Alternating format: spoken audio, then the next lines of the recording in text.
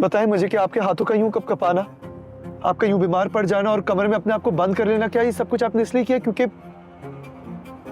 آپ کو کینسر ہے؟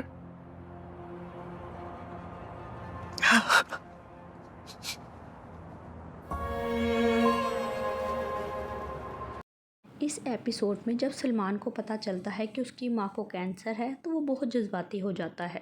وہ کہتا ہے کہ اس کے باپ نے صرف اپنے ہاسپٹل کی ریپوٹیشن کو بچانے کے لیے ڈاکٹر کے ساتھ مل کر اس سچ کو ہم سب سے چھپایا۔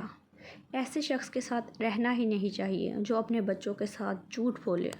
سلمان کا کہنا ہے کہ یہ گھر صرف اس کی ماں کی وجہ سے ہے۔ وہ اپنی ماں سے کہتا ہے کہ آج میں اپنے باپ سے بات کر کے رہوں گا۔ جیسے ہی شاہ نواز اپنے گھر آتا ہے تو سلمان اپنے باپ کے سامنے کھڑا ہو جاتا ہے اور کہتا ہے کہ آپ نے ہم سب سے اتنی بڑی بات چھپائی، آپ کو صرف اور صرف اپنے ہاسپٹل کی پڑی ہے۔ تو اس پر اس کا باپ اس کو کہتا ہے کہ تمہاری عقل بہت ناقص ہے۔ سلمان کی ماں کو غصہ چڑھتا ہے کہ شاید ثانیہ نے اس کو یہ سچ بتایا ہے، تو وہ ثانیہ کو کہتی ہے کہ تم نے ہمارا گھر برباد کر دیا ہے، تم نے میرے بیٹے کے سامنے وہ راز بتا دیا جو مجھ کو خود بتانا چاہیے تھا۔ اس پر ثانیہ کہتی ہے کہ آپ اتنا تو حق رکھتی ہیں کہ ہم سب مل کر آپ کا خیال رکھیں، نہ کہ آپ کا چھپ چھپ کر ٹریٹمنٹ کرواتے پھریں۔ یہاں شاہ نواز کو بہت غصہ چڑھتا ہے اور وہ زور زور سے اپنی بیوی کو بلانے لگتا ہے۔ اس طرح شور کرنے پر اس کے دوسرے بیٹے کو بھی معلوم ہو جاتا ہے کہ اس کی ماں کو کینسر ہے۔ سلمان اپنی ماں کو کہتا ہے بس چلیں، ہم نے اس گھر میں نہیں رہنا۔ سلمان کی ماں کہتی ہے کہ تمہیں کیا ہو گیا ہے؟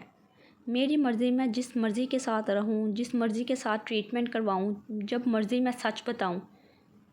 صبح اٹھتے ہی شاہ نواز کو اس کے کلیگ کا فون آ جاتا ہے کہ آپ کہاں سوئے پڑے ہیں۔ جرنلسٹ نے آپ کے خلاف ایک ایونٹ آرگنائز کیا تھا، اس کے پاس آپ کی کرپشن کے خلاف بہت سے ثبوت ہیں اور اس ایونٹ میں آپ کی بہو اور بیٹے دونوں بھی شامل تھے۔ اس نے آپ کے خلاف کیس فائل کر دیا ہے۔ یہ سن کر شاہ نواز کو بہت غصہ آتا ہے۔ اب وہ ثانیہ سے اور نفرت کرنے لگا ہے۔ اس لیے وہ ثانیہ کی ماں کو فون کر کے کہتا ہے کہ ہمیں آپ کی بیٹی کی کوئی ضرورت نہیں، اسے آ کر لے جاؤ، آپ کو یہ قسط کیسی لگی؟